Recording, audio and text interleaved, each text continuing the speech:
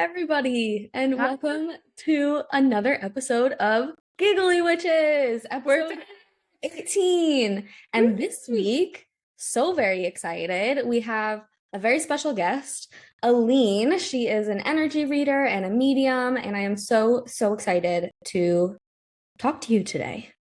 Thank you I'm for so being excited. here. Yes, welcome, Aleen. I'm so excited. Pam sent me a little teaser of some of the things you were thinking about talking about. You guys get ready because we're gonna chat about energy and we're wrapping up 2024, going into 2025. I think this is gonna be a juicy episode. Yes. But before we get into all of that, did you But tell first, that we have silly goofy time every week? Yes. So we have to do that. Silly goofy time. No. Who wants to go first? Aleen, would you like to go first? Do you have any silly goofies? I was thinking about it because I thought, oh, what's my silly goofy? I don't know if it's totally silly goofy, but it made me really laugh Okay. when this happened. So it was like a couple of days ago, I was walking up the road to go get my juice.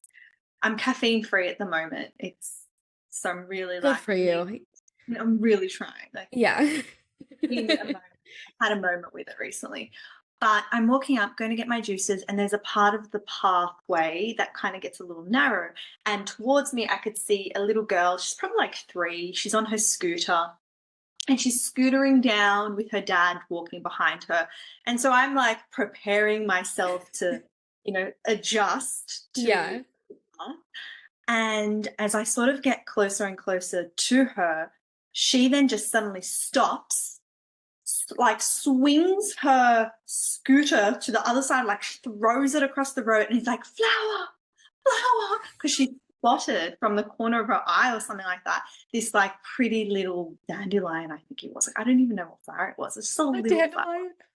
And she just like, and like immediately I'm like, what's going on? And I'm like trying to like grab the scooter because there's a car coming and trying to grab it from the other side of the road.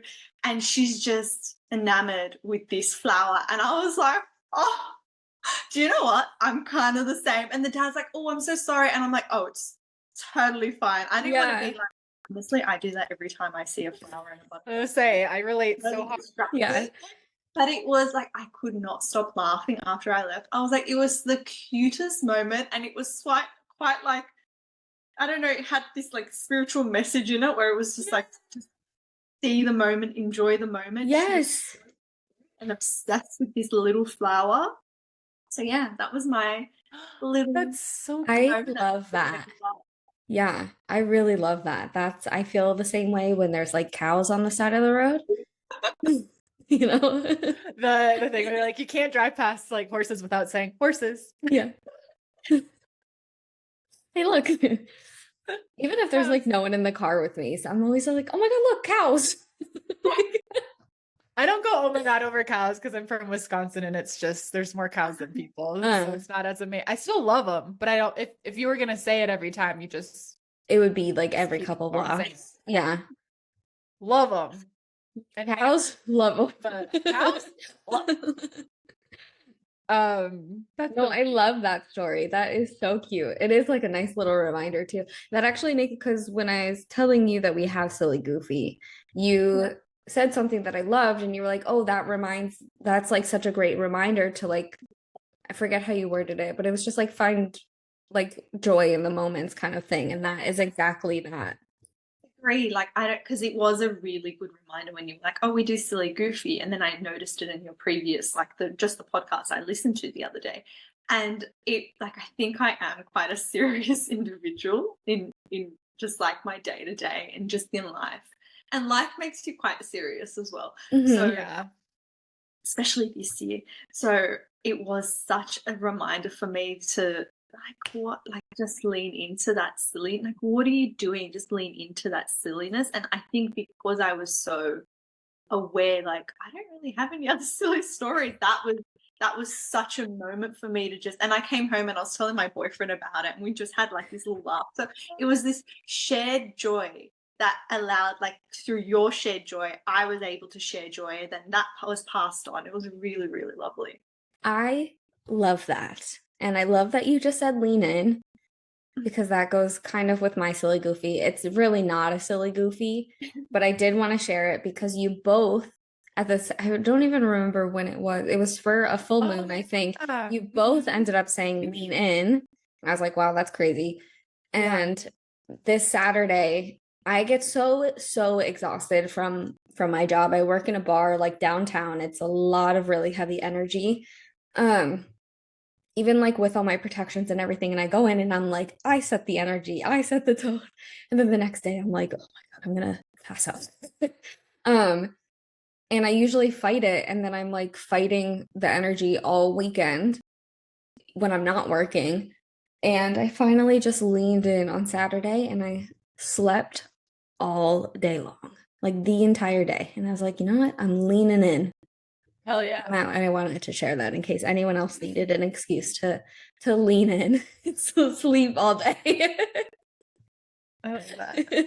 You know, it's so funny because I just did a reading for somebody that the reading was going to be for like best friends, but then one friend got sick, and then so it was just with the one girl. But I was like I feel like you guys keep rehashing the same traumatic stuff and you need to let that shit go and start being silly again. And she was like, yeah, we've been doing that. Oh my gosh. Because like when you're on a spiritual journey, when you're on a healing journey, like I had a phase of time where like I think I'm very naturally like very goofy and weird, but like or I got really like serious, and it is serious, and I just love how you kind of notice that. Thank you, because I that's kind of like I think what Pam and I both want to do is remind us all that this is serious work we do in the spiritual realm, but we can't lose our like goofiness and like that sense of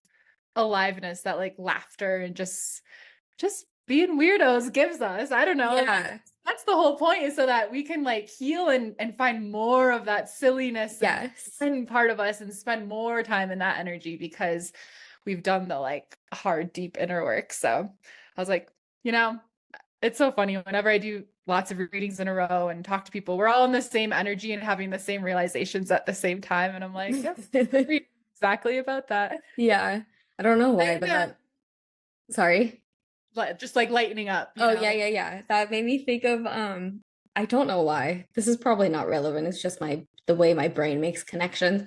But it made me think of I think it's in Prisoner of Azkaban when Dumbledore says like happiness can always be found in the darkest of times if only one remembers to turn on the light. And I always loved that. Chills. Already starting to cry. Big man Dumbledore. I had a sponsored ad pop up in my stories the other day that was the actors that play the Weasley twins. They're doing some like Food Network wizard bake-off thing, and I almost sent it to you, Pam, to just be like, just reminding you that they actually are still both alive and everything is fine. Because I know we have a really hard time with that one. I know Aleen a couple weeks ago, I was watching just one of the Harry Potters, and I got so upset one day because the Weasley twins were like joking around, and then I got upset because I was like, then Fred dies. I was like, they don't get to do that forever. Katie was like, it's not real. Like, just rewind the movie. I like when I rewatched a lot of my favorite movies, I just turn them off early. Like Moulin Rouge, I never watched the end of that anymore. One of my favorites. Don't watch the end of it. Edward Scissorhands. Don't watch the end of it. Hamilton. Try to stop listening early because it gets too sad. You just gotta manipulate the story. Say I'm done. That's it. I'm done here. Everyone lives happily ever after. Okay, my other kind of like lean in from this weekend was on Friday. I was at work, and like no one believes, at least the security guards that I talk to, like no one believes in like what I do. Except for one of them was like the same guy. His name is Alex. He was like he does like believe like he's like the only thing I believe in is that the full moon does things to people.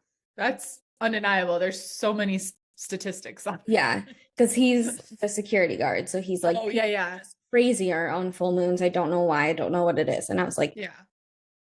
I'll tell you what it is. Sit down. Let's talk. But on Friday, I was like, I just had this like really weird feeling. I couldn't tell what was going to happen, but I was just like, something feels not right. Something feels not great. So I told him, I was like, hey, don't know what it is. I cannot get further information. Um, but all I'm getting is that like something is going to happen tonight and I don't know what it is. So just like At the bar? at the bar. And I was like, so just like keep Ooh, a head up. And I was like, that could be nothing. It could be me walking back to my car at night, but just something is like, he's like, well, do you want me to walk you to your car? I was gonna say, like, no, it's fine. Walk you. You're so small. I was like, it'll be fine. But I was like, honestly, it more feels like it's like at the bar. And then I left early because my boss texted me earlier that day. Also, now talk about manifesting. I was sitting in bed, didn't want to get up, and I was just like, I really don't want to be there really late tonight. And like 3 minutes later, my boss texted me, do you want to come in earlier and leave earlier? And I was like, yes, I do. I Hell do yeah. not want to be there until midnight tonight.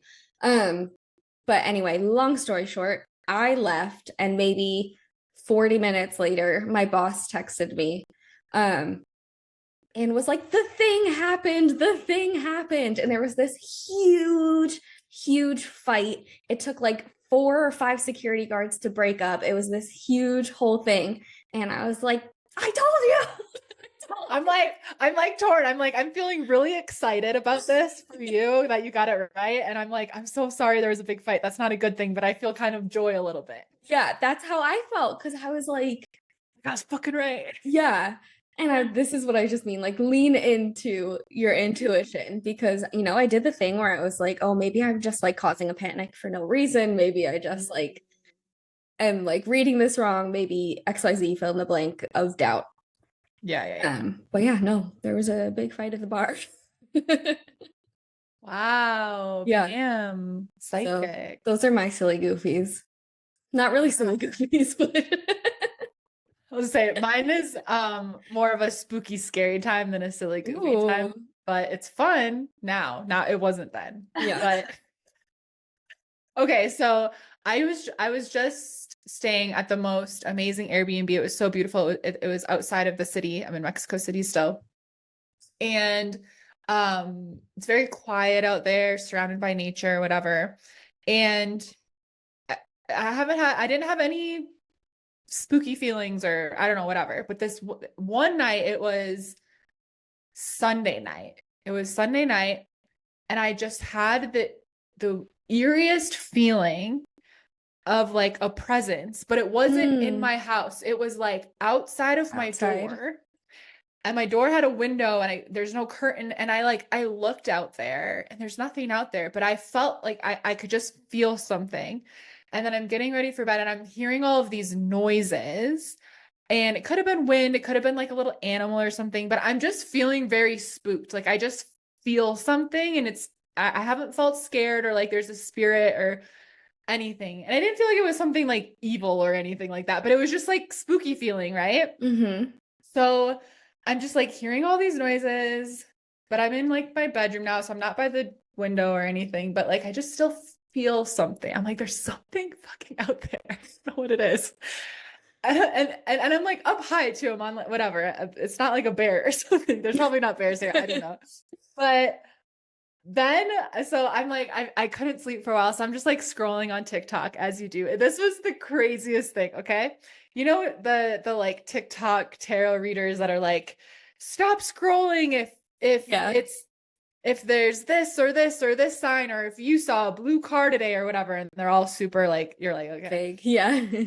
Like once in a while, I feel like a calling to like listen to one, but very rarely. I don't know why they're still on my algorithm. But this was so scary.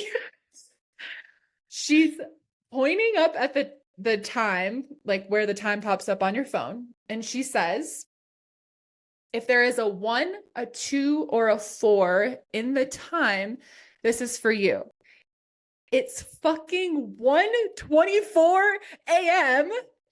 and my brain glitched. I was like, oh, she edited it to say it there. So I went out of the app and no, it's fucking 1:24. I like had to double check the time outside of that. I was like, so obviously I'm staying. And then she's like, she's got a bunch of cards mixed together. Her deck's like this fucking big. I don't know what it was. But the card she pulls out, I lost it. I almost threw my phone across. The card she pulled was haunted. It said haunted.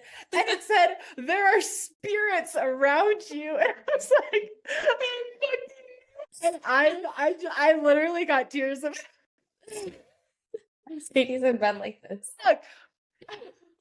Like, I cannot believe it. I literally screenshotted it because I was like, she said if it's 1, a 2, or a 4, or any combination of those numbers, but it was 1:24.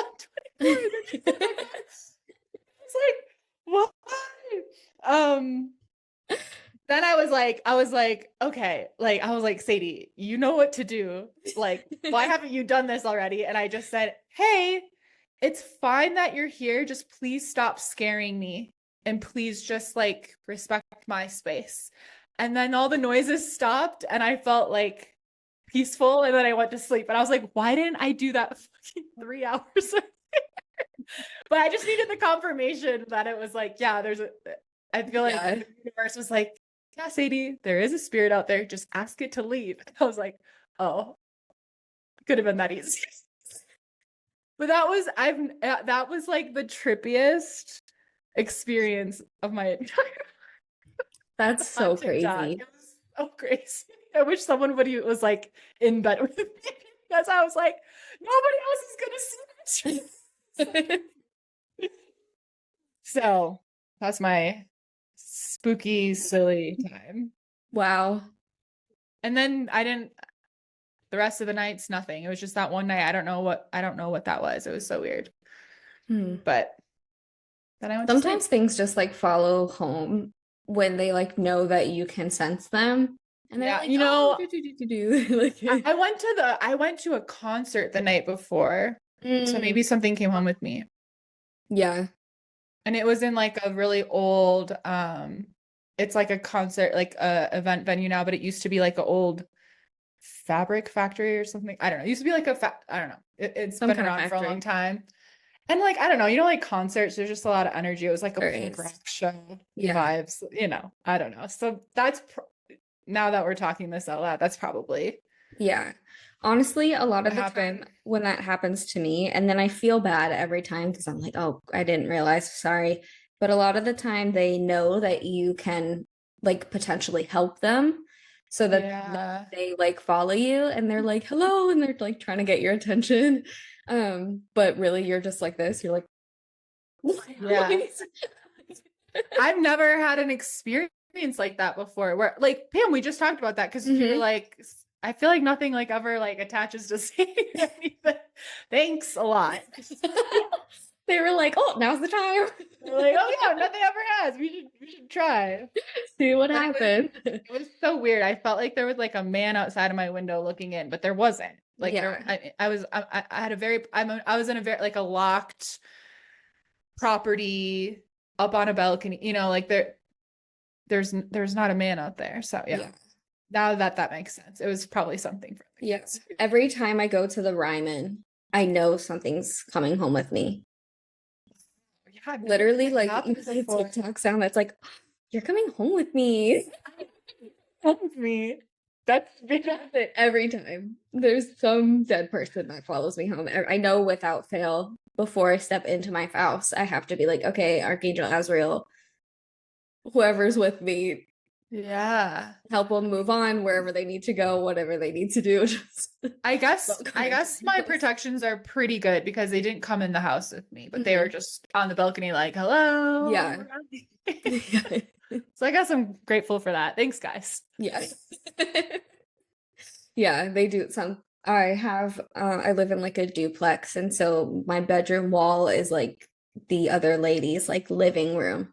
And there were a few Oh. nights, I think I was telling you about this. There was a few nights earlier this year where they just was like banging, banging, banging. And I was like, literally, like, I'm just trying to sleep. Like, can you come back in the morning? Like, This I'm is not so business tired. hours. It's not my waking business hour. Yeah, this is business hours for us.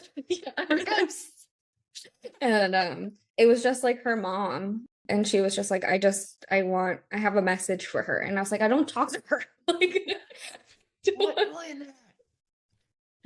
so anyway, It's so funny. but yeah. Wow. Well, I want to get to know our guest. Me too. Well, So I already know you, but I want to know you more. well, give us a little background. Like, how long have you been a psychic medium, energy reader? Did you have experiences as a young kid, or was this something that you kind of came into earlier in life? Give us a little like history of Aleen. Yeah. Sure. So when I was a child, I have vivid memories of being in my cot, like very young, and feeling in touch or like just sensing things. And so I was so afraid. I'm still afraid of ghosts, which is really funny because, you know, Me too. I work with dead people. But I think from that young age I blocked it off. So I still to this day sleep with the covers over my head. I have like a and that's it. And that's like it's full on. Like my boyfriend's like, we need 2 blankets. Like you hog the whole thing because I'm like creating. You have a little like my cave with like a little breathing. Breathe. I've got like a straw, like a snorkel. I should. Oh my god! So yeah, I remember seeing them, and then I blocked it off. And I do remember just being a young girl and just feeling like I wish I was a witch. I just remember feeling like I wish I was a witch. I wish, like, just that excitement of like not knowing. And then I got into horoscopes, you know, like the classic pipeline. Yeah, exactly. And so I was about 23 or 20, around that age. And I don't remember what I was dealing with at the time, but I was going through something. And my friend at the time was like, my sister does tarot readings and past life readings. Do you want we'll go talk to her. And I was like, amazing. Yes. I was so open to it. Went to her and she was essentially like, I think you can do this. And I remember saying to her, I think I can too. And not knowing. And so I joined her circle at the time, and I went to it for about 10 years or so. Like, this year was the first year that I haven't been able to go, so I haven't gone to circle. It's been my first individual year. And so I went there and developed the skill. I think it was obviously always there, but like in the previous episode, how you were talking about it, everyone has, I think, a very specific way of doing things. Yeah. So I can channel and I'm a medium, but I'm also able to understand energy and just learning boundaries around what it means to be a medium, not taking things like that was a massive thing for me where people like, so the way I was taught was that we're all like these lights that walk around Earth, and some of our lights just shine a little bit brighter, and then the spirits are like, "Ooh, shiny. Let's that person." Like the little props to the flame. Yeah, exactly. So that's why if you like, the more open you are, the shinier you are. That's why they're attaching to you. They can see you in that sense. So I learned really strong skills there around just what I'm good at and where my boundaries lie.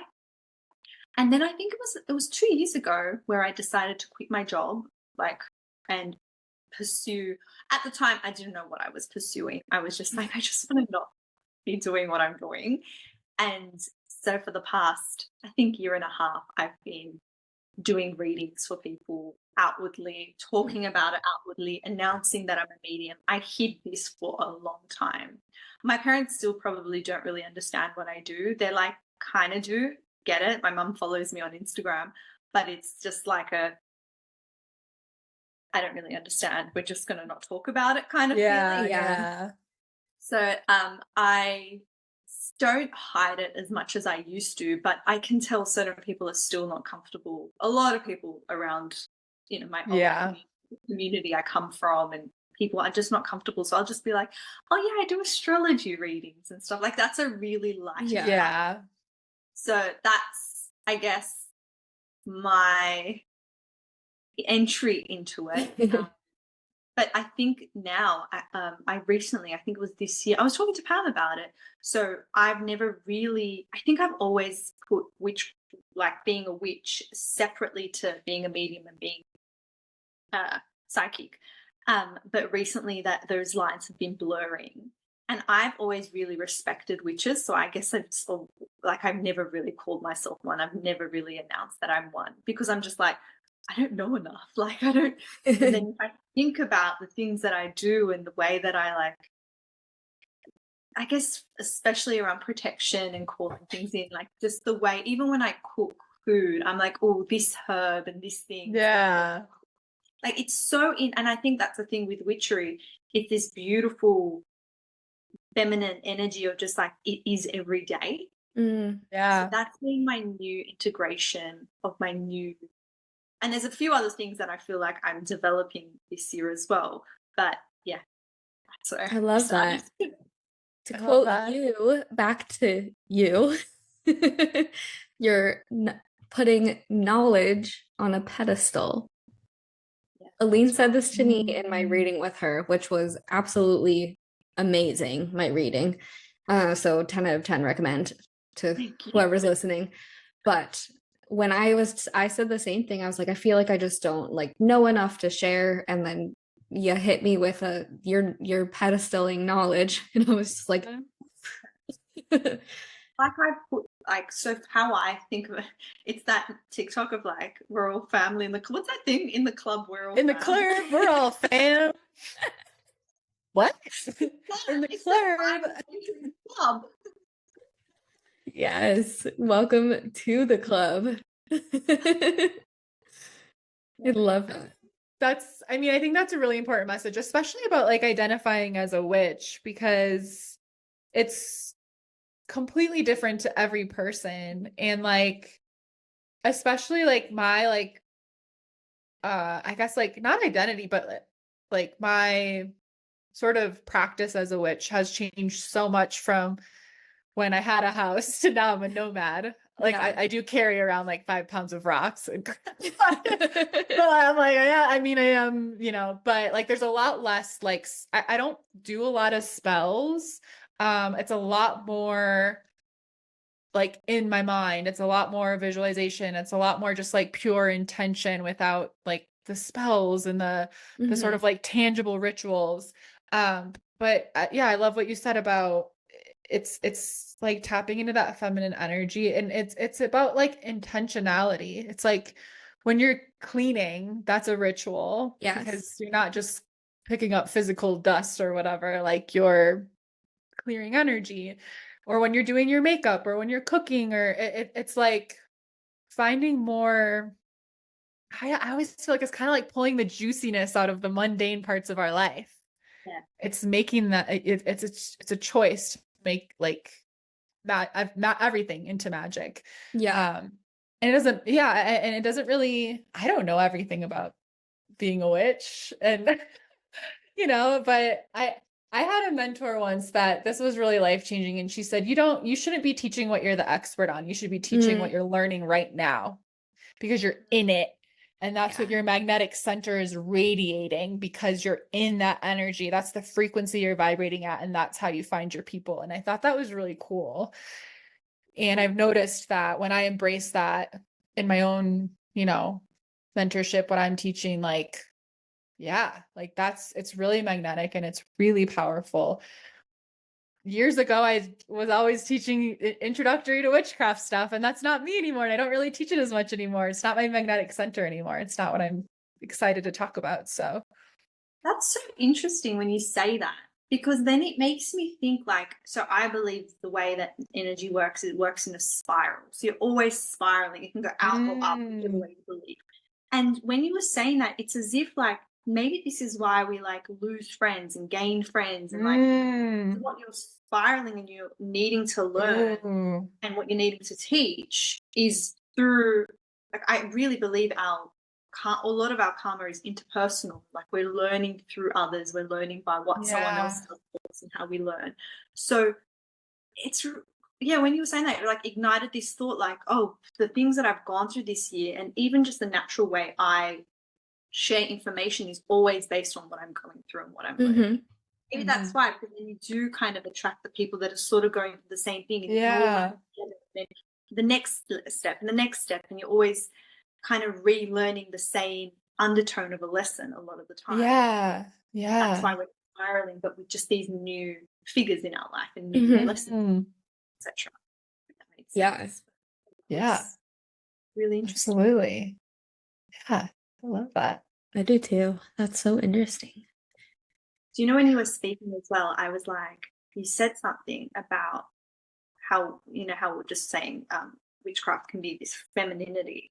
And I've been really thinking about, like, what is this feminine energy that we all have within us as humans, not just as women. And I'm like, isn't it just this energy of like receiving and giving equally? And I think that even when you were speaking, you sort of again triggered this thought in me where I was like, you know, when you do your makeup and you make that kind of like a witchy experience of like creating something for yourself, it's as if you're also like, we're always receiving. And I think this is like for me, it's a segue into what 2025 will be. But this energy of like learning to receive yourself as beautiful, receive the food that you're, it's constant. We're so uncomfortable. I'm really uncomfortable with receiving. I'm really good at doing. I'm an Aries. We've got lots of Aries energy here. So like we can get it, but then what happens when like witchcraft makes you kind of pause into that moment where you receive the moment, and then you can actually be reciprocal with the energy. I find that really interesting to ponder. I'm going to think about that later as well and see what that goes. But that was a really cool thought you triggered. Yeah. I think too, like an amazing thing about feminine energy, because obviously like women create life, and so there's creativity in that, but the way, like in a very like literal sense, like the creation of life, it's not through like force. Our body knows what to do. It's very surrendered. We don't go, today I'm forming the heart, tomorrow I'm forming the fingernails, right? And so if we can bring that into our lives, into our magic, and into the way we manifest, that sort of like that, like, to me, when we talk about there's surrender that needs to happen when it comes to manifestation, I always come back to that, because it's like women that are creating life, they're exhausted, they're tired, they're sick, you know, like there's energy put into it, but it's not through force. It's just like allowing, and you have to surrender to it, right? And so, you know, we have so many creatives in our community that want to write books and create their personal brands, or start doing readings themselves, or different sort of projects, or change careers, or go back to school. And it's like sometimes when we're forcing that stuff, it becomes really hard. And I think back, whenever I'm forcing and I'm trying to like do when I'm just not in the right energy, I'm like, okay, like lean back, surrender. How do I just like allow, and just like that inner knowing of what comes next, rather than trying to like tactile it all the time. But there's anyways, that's how I feel about feminine energy too. Another thought.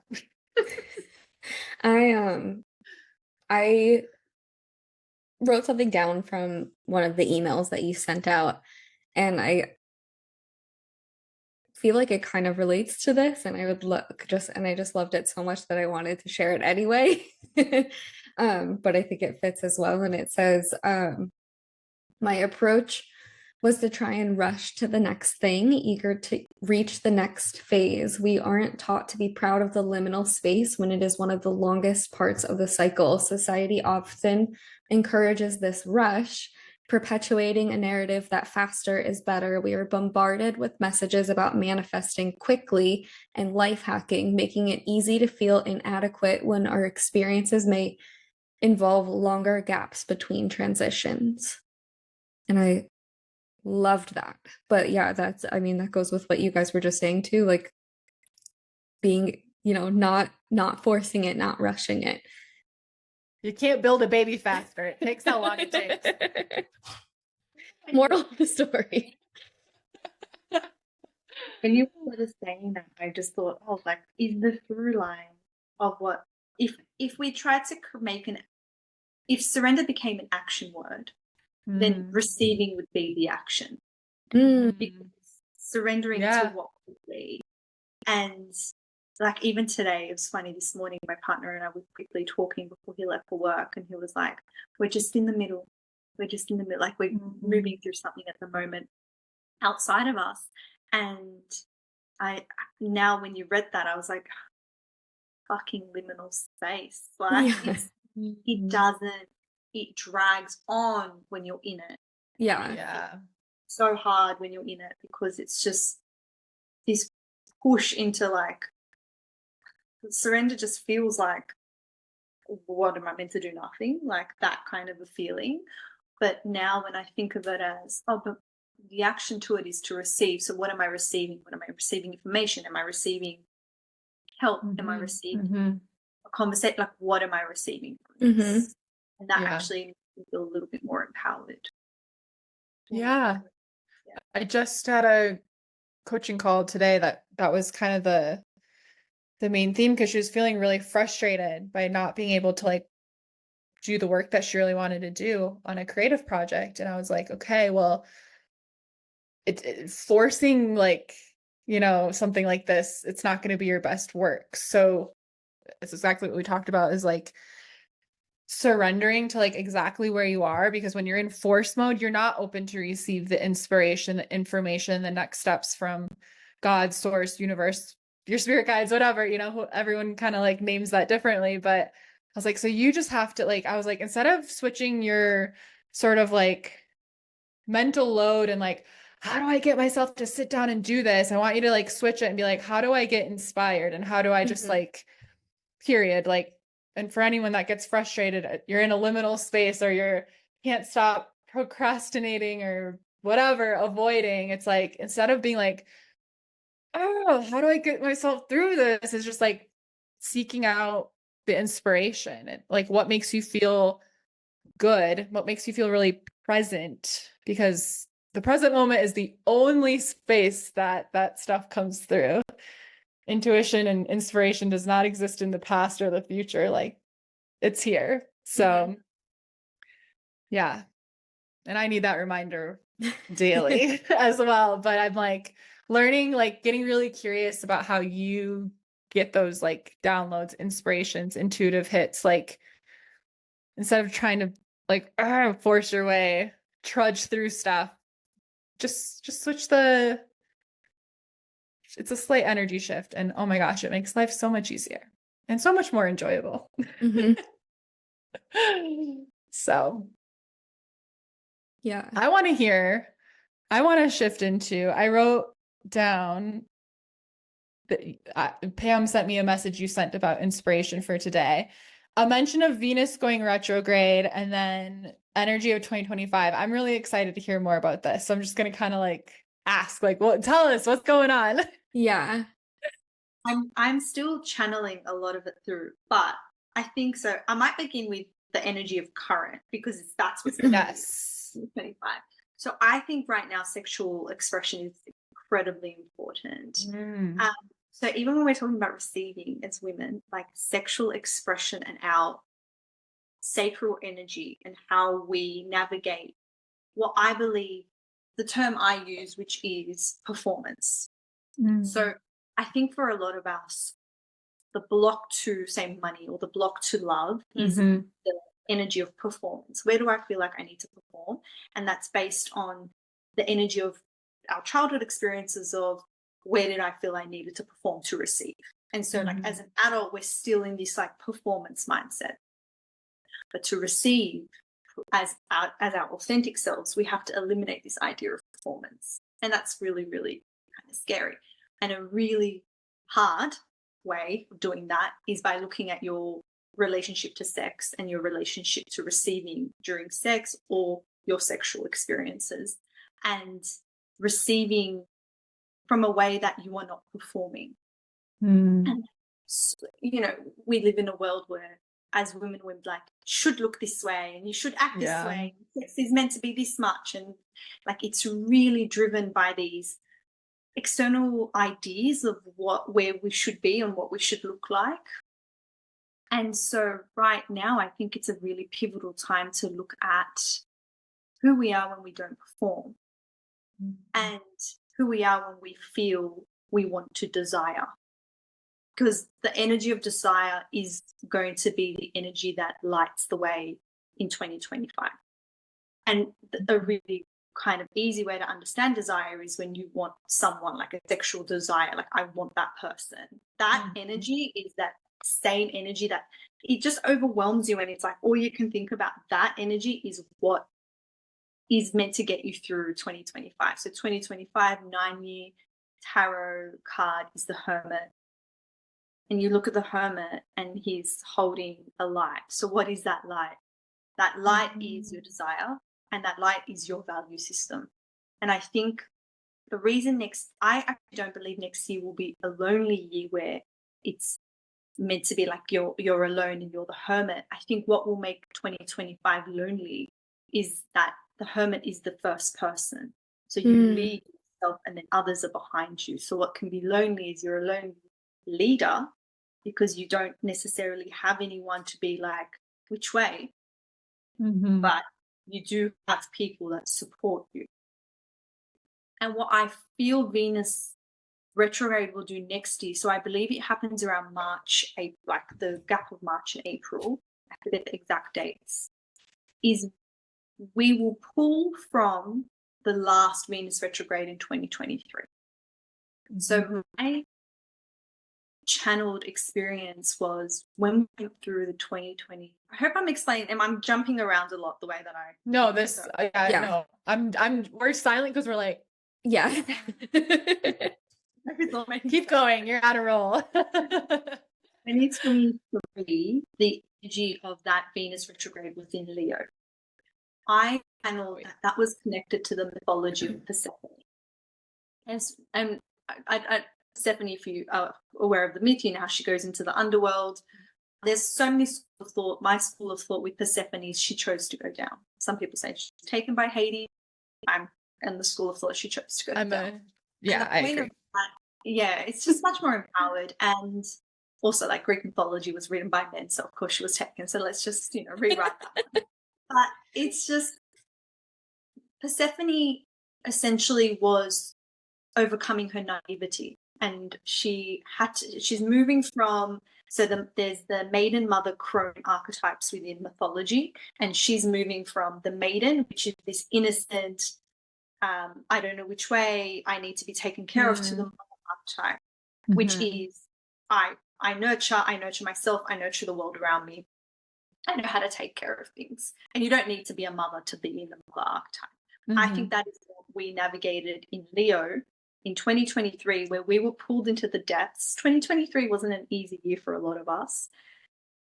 And it really had us look at where we are we are being naive to our own light, like where we just don't want to be seen, where we just are afraid to push the boundaries a little bit more, where we're afraid to be selfish, where we're afraid to be seen as taking from others. Like there was so much around that, and that's such a feminine word. Don't take, only give. So here we are, just learning to rebalance the scales.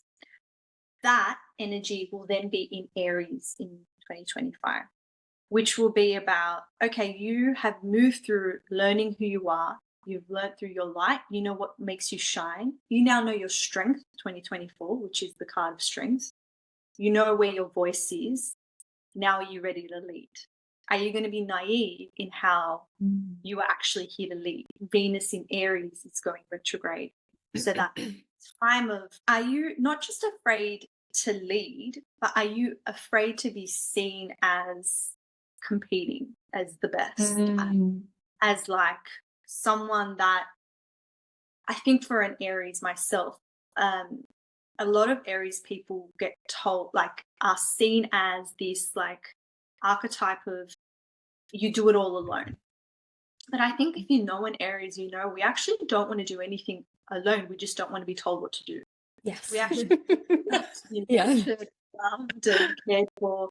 We're really, really caring individuals. We just don't get in our way. That's all. Mhm. And I think that is that 2025 energy of like, you're leading, you're supported. Can you do that kind of fine balance of the two and understand like not everyone's going to like you?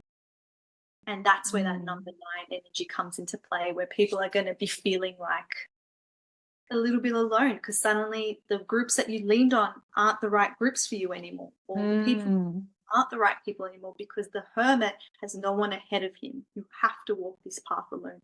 You are your own guiding light in 2025. So you shine your own light. Your light and your desires and your value system is what lights the way. And that is where I think Venus retrograde in March, April, especially because that's technically when the energetic new year happens with Aries. Right. That is when we're going to feel it shift. Mm. Right now, we're just in that stage of like figuring out desire, figuring out our desire, coexisting with desire with another person within our partnerships. Partnerships being like romantic, platonic, friendship, whatever. We're figuring out what desire looks like when it coexists between two people. And then that is going to be shifted and lends into, okay, how do I now lead? How do I now lead? Yeah. So I think that's really powerful, because I think what a lot of us get distracted by is like, one, what do other people think about what I want, worrying about that, and then getting to seeing other people's lanterns and being like, I better help them, especially women. We're trained to be little helpers. I was just watching something on this of just like how often like you'll just be at a grocery store and a man will just expect you to like help them find something because you're a woman, or like just how we're kind of just the little helpers of society, like but that's how we're just sort of conditioned. So you know, whether it and it's not that other people's desires aren't important too, and that we can't offer our help and support, but not at the expense of like what we want to, and sort of finding that balance. But I love that the visual of the hermit and like really being guided by your own light, not somebody else's. Yeah. I think I have 2 things to add. One, to Sadie, what you were just saying too, is even just seeing other people's lights, and not even just being like, oh, maybe I should help them, but also like, oh, is their light better? Like, should I be following their light instead of my light? And Aleen, when you were talking, a lot of that really resonated with me. I feel like every time I say, I'm like, oh no, I don't want to talk about who I'm working with quite yet, because I'm like still establishing a relationship. It comes up, and so anyway, I've been working very newly with Hecate, and your description of the hermit really made me think of her, especially connecting it to Persephone, because she literally with her torch like leads Persephone to and from the underworld every winter and spring. And what I've been feeling from her recently is in the springtime, like in March, April time, is like I feel this, she's been gathering a lot of people that need this help, that need help finding their light and standing by their light and following their light. And what I've been feeling is that come springtime, come that March, April, is when there's going to be this really big shift in all of these people that she's been helping, in all of these people she's been helping build up. And it's just really interesting that you said that as well and connected it to the Persephone myth that she has such a huge role in. And it's interesting because you're an Aries too. Mm-hmm. Like, so I honestly think we have Chiron in Aries, Saturn's about to move into Aries or next year, and um, and then we have Venus in Aries going retrograde. Like, this is, I'm not saying Aries people are going to lead the way, but there is something about that Aries part of your chart, and if you have strong Aries placement, really being pulled, and you're being pulled by these deities. So I have worked with Inanna this year. Inanna is a sacred deity. Yes, I work with her as well. Well, I work with Aphrodite, but just that strong feminine yeah. deity. And I just feel like everyone's going to need to be a little bit more Aries next year.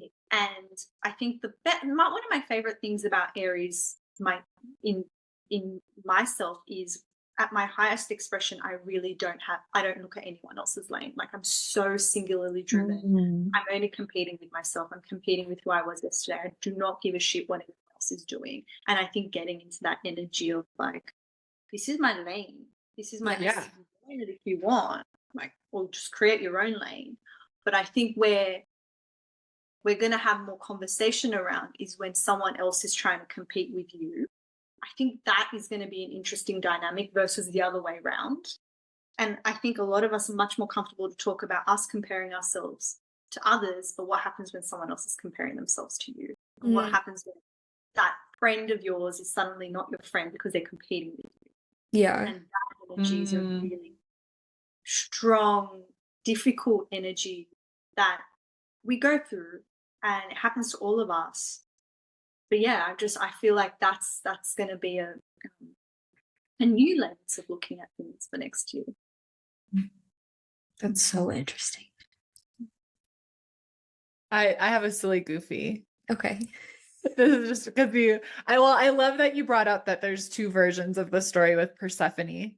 And it's because I work with Hades, and I was just at an incredible museum here, and there was a statue of Hades, Persephone, and Cerberus, and it has a aggressive name, the grape of Persephone, you know. Yeah. And I'm basically on like a date with Victoria at this museum, and I was like, actually, and I was like, actually, this is not. I was like, let me tell. And I spent 10 minutes talking about it, and he was just like, okay, why do you know all that? Yeah. I was like, I work with Hades. He's my daddy, and he was like, okay, no further questions. Okay, on to the next statue, please. But no, he was supportive. But it was funny because I was just like, I would actually like to talk about this. Yeah. This is not how it went down, in my opinion. So when you brought that up, I was like, exactly. Thank you. Because my experience with Hades is he is just the most grounding energy, and has so like working with his masculine energy has helped me feel so safe in leaning into my feminine energy. Like, he's so like, fuck yes, women are powerful vibes. So I'm like, that story is so fucking off. And I hate it. Is Hades also Pluto? Yes. Yeah. Because then I'm like, yeah, because right now Pluto is moving from so I think Hades and Pluto energy doesn't discriminate. It just wants you to be in your power. So if you use any part of your sex as a way of being unpowerful, I think it questions you, and it questions like your belief system. So yeah, it makes sense. That's a great deity to work with. That's pretty cool. Yeah. I love working with him. I have for many years. So yeah. But I was just like, and that happened like a week ago, and it was so funny. And I was like, I'm so sorry, but we cannot walk away from the statue without me telling you the story. Yeah. I've been thinking about that a lot because I just started working with Hecate. I've been reading so much about her and just trying to learn so much about her, and so much of her story is leading Persephone to and from the underworld. And so there's all these different takes on it. And when I was younger, I did think that she was like kidnapped and just held prisoner, and it was like a triggering story for me. Yeah. And the more that I learn about it now, I'm just like, did it happen that way? Yeah. And people get some people are like a little scared. They're like, you work with Hades? Like, like they think he's kind of scary. I'm like, he's like the safest, most like loving energy, not scary at all. Yeah. Also, I kind of like spooky vibes, and the underworld is sort of dark. It's kind of like eternal, like dusk, sort of like red, orangish, and like dark, but I like it. No, we were just talking about that because I also just started working with Meeks, and I said that to you where I was just like I just felt like I got like a mom hug from her, and I just like felt so like my whole body was like warm and just like it felt held, and I was like, does that make sense? I was like, she's not Thonic, but she does reside in the underworld, like literally in the lowest parts of the underworld. But yeah, absolutely. That's always been my experience. Yeah, I love the underworld. Love it. Love it. Same. Such an underworld. Like, that's the shadowy bits that I'm like, yeah, I love it. I love hanging out down there. Like, this is probably like my personality, where it's like, if you're going to try and have a lighthearted conversation with me, I'm just suddenly going to be like, so what's your childhood trauma like? I'm always like, what do you think happens to us after we die? I just love that. Yeah. That's really funny. I'm like, so who's alive and who's dead in your family? Who actually, let me tell you. Someone hanging out over here. Oh my God. Yeah. It's fascinating. I love that. Fun being a witch. It is. Honestly, a lot of this too, sorry, I keep reciting your emails back to you, Aleen, but big fan. A lot of this is reminding me too of that villain era email that you just sent out, and trusting yourself, like to have a villain era, and like because you need to trust yourself to be disliked, to have that. Exactly, that villain era. Like, everyone talks about it. Like, I'm in my villain era, and all they've done is say no to like placed healthy boundaries. Yeah, it's just like, that's actually a good thing. That's not a villain. Like, a villain. Actually, now that we're talking about this, I wonder if that's so. My human design, if you're familiar with the human design stuff, my sun gate is in the gate of shock, which like I hated, because I'm like, I just want to be like an ethereal fairy in people. But the villain era is this, in the end, if as humans we're all here to enlighten each other into our highest being, then sometimes someone doing something bad, or you not liking someone, or you being disliked, is what's going to enlighten someone into their fullest expression. And that might actually be a big part of 2025 too, in some capacity, maybe more so 2026, but I also still feel like remnants of that is going to hit 2025. I think it has to, with Aries, because Aries is part of the gate of shock. That's why I have it. So yeah, shocking people, realizations, not being liked, that's still helping someone sometimes, as long as you're not intentionally trying to harm them. Yeah, of course. But if you're so scared that you're tiptoeing, then you're not going to get anywhere. So you have to kind of be willing to fuck up and like own it. Like, it's not on purpose, right? But like, it's like, you gotta, like, I've definitely fucked up. I'm not always right. I've definitely been on, I've been the villain, and it's like, but never intentionally. Like, I'm always trying to move with love, or trying to do the best I can at that moment in time. And it's like, but at the same time, we have to live. We have to, what do they say? You live and you learn, right? That's sometimes. But if we're like tiptoeing and we're not doing anything and we're staying timid and small, then we can't, I always think about living life to the fullest is not just experiencing joy. It's experiencing grief. It's experiencing someone being really fucking mad at you or what. It's you know, it's every single spectrum of the experience. So Yeah. yeah, I think that is a tough thing to embrace, but really, really good. As an Aries, I am always right. No. As an Aries moon, yes, I concur. I'm just kidding. Like, no, like it's real.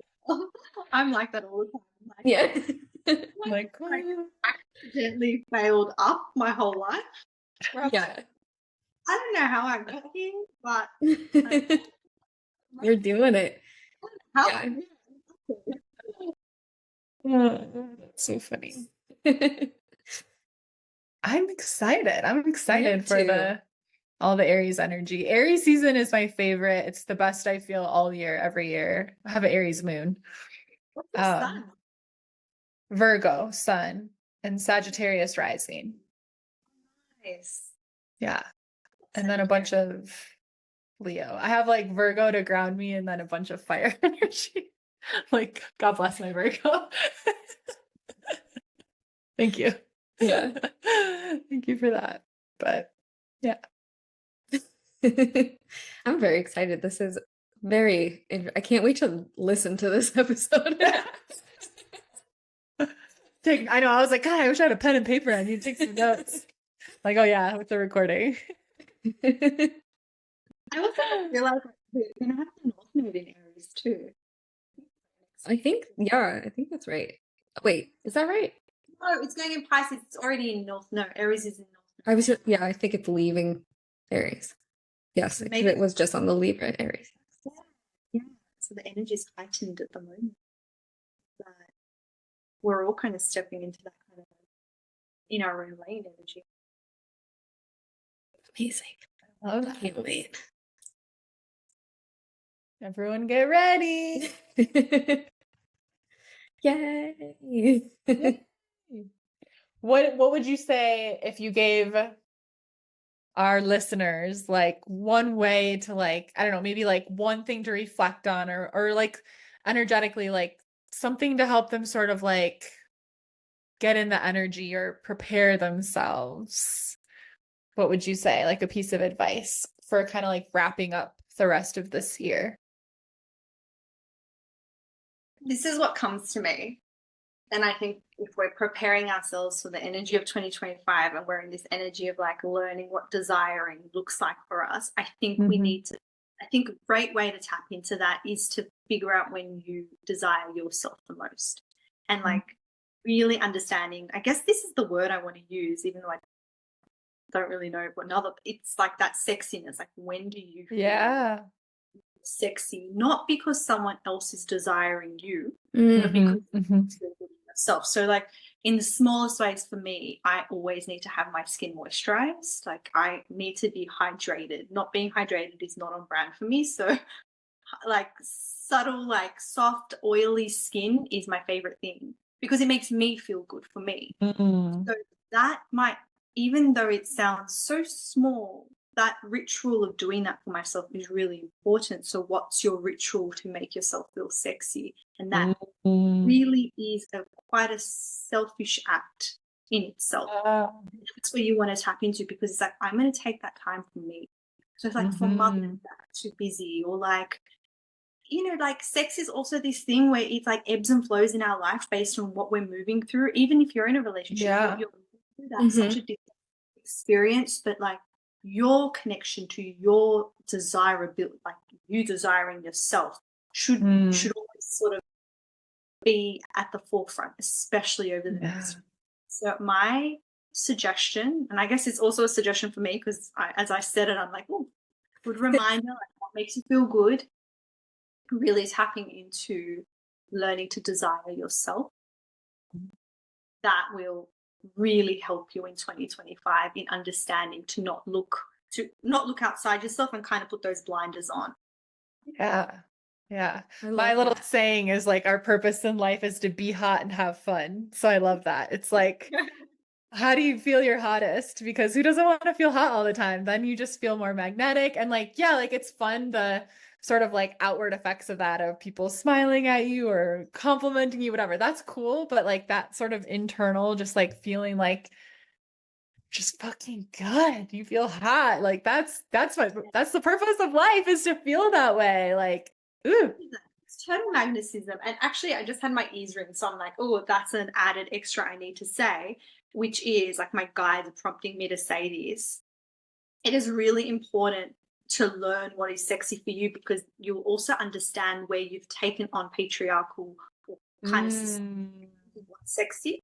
So for me, yeah, shirt is my boyfriend's shirt, but I love wearing this. I don't know why I feel like my best in this shirt.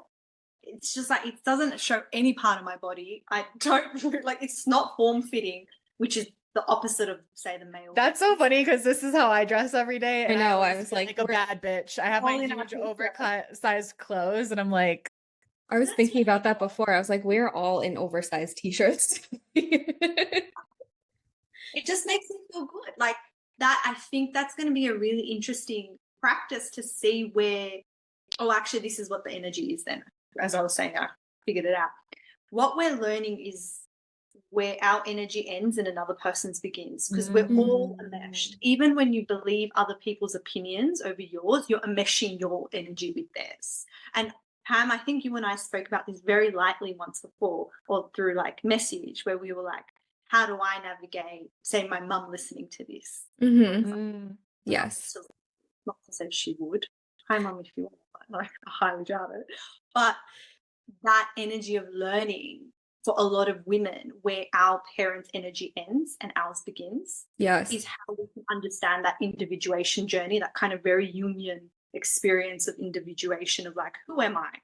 Who am I outside of family? Who am I? That is what we're like. That's why it's important to understand what's sexy to you, because you are essentially doing that individuation for yourself, against what your family has told you, against what your society is, against what Instagram shows you every fucking day. yeah. Like, as I get older, I'm in my mid-30s now, I feel like it's like such a change. It's such a change to my face. There's things changing. Do I go get Botox? Do I not do that? What do I do? And it's just this pressure I feel to hold on to this perceived idea of youth, because the opposite to that is invisibility. And I think that's why you see a lot of women in their crone era, in their older era, starting to get into this maximalist style. And that is because they're like, I refuse to conform to this idea that I will be invisible. Yeah. And that, I think there's some energy there for a lot of us around this fear of being unseen. Yeah. And who are you when you feel unseen, especially around that kind of sexual expression? You don't need to be in a relationship to feel good. You don't need to be even having sex with your partner right now to be feeling good. You can be going life. Like, life is hard in many ways, but what makes you feel good? And that rebelliousness, I think that's what we're going to see. It's like, I don't fucking care what you think of me. This is how I stand in myself and what makes me feel good. And you are not anyone to tell me I am desirable or not, because I desire myself. Oh yeah. Yeah. I love it. Ooh. Fuck yeah. I love that so much. Yeah. Okay, we've all got our homework to go be hot and sexy, desire ourselves. Oh no. Tough class today. Yeah. Oh my God, this was so awesome. Thank you. So awesome. Is there any other like wisdom drops you want to share with us before we wrap up? You offered us so much. Yeah. I'm like, I wrote down some things before it, and I'm like, have I spoken about, I'm looking through my notes, and I'm like,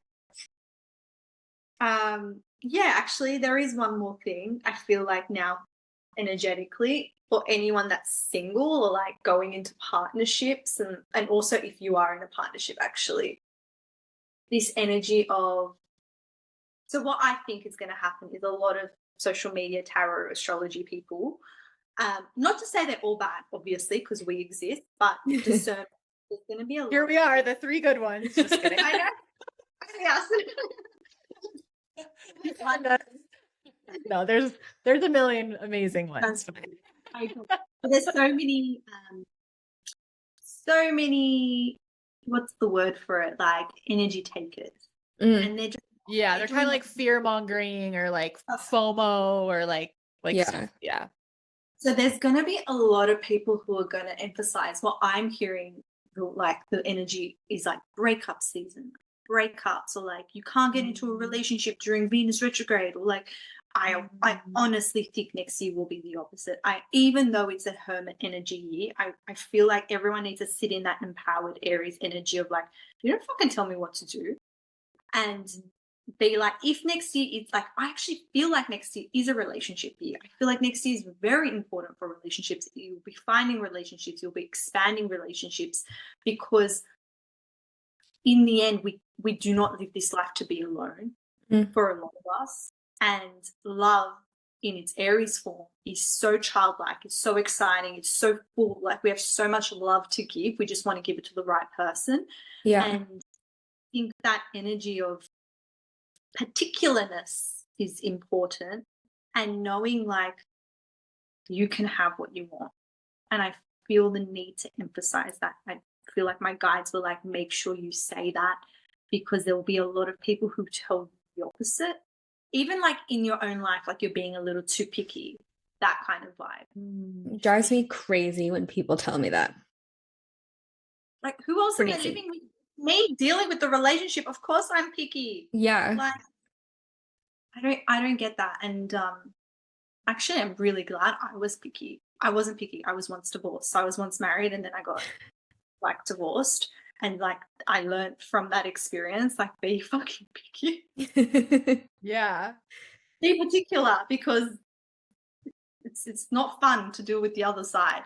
But yeah, the energy of really owning that. Also the fact that you want a relationship is okay.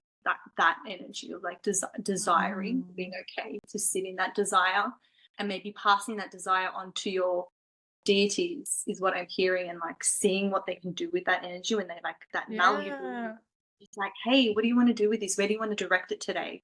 Because I can't direct it into I need to direct it out because I have all this love to give and I really desire a relationship, but which way are we directing it today? Yeah. That feels right. Yeah. I think that's a really like, because I don't know, people are always like, oh, it always happens when you stop looking or whatever. And like there is a point to that, because you're in the energy of like surrender, but at the same time, like it's okay to look, and it's okay to have a really strong intention and have a really strong desire and be like, I fucking want this and this is what I want, and I'm gonna put myself out there and go on the dates and whatever, and until I find that thing. So I think when people say that, it is connected to that energy of surrender, but at the same time, it's like, if you're ready to manifest that, then get out there, girl, make it happen. Like tell your team, and listen to the inspiration, the intuition, and I just heard as you were speaking, so the way through, so I was definitely that person where I was like dating and I was like, I need to find I wanted to find my person, and then was like struggling. And it was this moment where I added this layer of, look, I know what I want, but let me have fun. Yeah. That was when it happened for me, because I was in the energy of like, well, look, I'm just going to have fun. I'm going to say yes to all sorts of different people and just see where it takes me and where life takes me. That's what I do. I'm always on dates and I'm always out there and I'm like, I'm having a ball. I'm not finding my husband, but I don't care. I'm just having fun. But I think for this next few months, that's where that sexiness energy comes in. Yeah. Like, how am I going to practice my feeling good vibe and being in my own energy? Because I know I want it, but that's always going to be like simmering away. At the forefront of that energy right now needs to be this added layer of like, okay, well, what makes me feel desire? Like, how do I feel desire? What's the word? How do I desire myself? I'm being very particular, because it's not about you being desired or desirable. Yeah. Desire yourself, and then who are you in that energy? How do you sit? How do you stand? How do you date? How do you talk? That really fun, exciting. But you don't have to get frustrated. Oh, why haven't I found him yet? You're like, I'm just having fun and meeting great people, and it's like no big deal that you're not the one. Keep going. Yeah. Good time. There's I have two things. One, I'm not in that energy right now. I literally don't have the mental capacity for it. Also, Nashville has been ranked the #1 worst city in the United States to date in. So I've got that going for me. But oh, now I can't remember. You said something and it just kind of made me think of being like true to yourself. And like in your story. And honestly, it made me think of Mary Magdalene. And in a crazy twist, Aleen was just like, oh my God, I just listened to your last episode. And she's like, I have now been digging into Mary Magdalene. And that energy feels prevalent too, and being like, well, this is my story. I know that this is my story. And like, I know Yeah, that this because is like that's one of the biggest stories to ever rewritten be stories. rewritten. Yeah. Yeah. Destroyed. But yeah. Yeah. Maybe when I get to Florida, we'll be in a more fun energy. Yeah. And also, just an FYI, my partner is not Australian. Mm, He's New Zealander. So, you know, there are people who live in Nashville that aren't from Nashville that are like transient too. yes. You Yeah. never know. Yeah. We'll see. We'll see. As you unconsciously shake your head, you're like, not right You're now. like, No, not right now. I don't have the mental capacity to deal with a man. Fair enough. Fair enough. she just has to listen to me, Pam. I know. And then I'm like, you know what? That's enough for me. Honestly, also there's so many, love you guys so much, but I have so many friends that I listen to and I'm like, that sounds horrible. Actually. Sorry. Date or in their relationships? In their relationships while they're dating, and I'm like, that sounds so exhausting to me. I don't want to deal with that. I'm like, you know what? I'm in my business. I'm business Barbie. She's right a boss now. babe right now. Yeah. I'm business Barbie. That's where we're at. But I would love to be in that energy. I watch Sadie and I'm like, wow, that looks like so much fun. And then I think about it and I get tired. So it is pretty tight. That's part of just being a nomad. And so we'll circle back. We'll circle back when come March when I'm not here anymore. And March is when you're talking about all this energy too. That's so funny. Yes. Prep for it. Look at that. Yeah. You did say that to me too in our session. You said this whole time until March, until I leave, is a prep time for me. So yeah. Also, just to hype Aleen up a bit, my reading with her was so wild. I don't know if this is still how you're doing your readings, but literally she combined astrology, human design, channeling, and tarot, and like mediumship. It was the craziest reading I've ever gotten. It was amazing. I looked and I told everybody about it, and I was like, and then she said this thing, and then she said this. That's so nice of you to say thank you, because like sometimes I feel like I'm in an echo chamber of like my own thoughts, and like everyone else, work is like up and down sometimes, and I've had my moments recently. Yeah, we both feel like that sometimes too. Yeah. So, but speaking of which, Aleen, tell us where our listeners can find you and book with you. Of course, we'll put your links in the show notes, but yeah, give us the rundown. What are your main offerings? What do you want to invite people into in your world? Oh, thank you. So I mainly do energy readings, which is exactly how Pam just described them.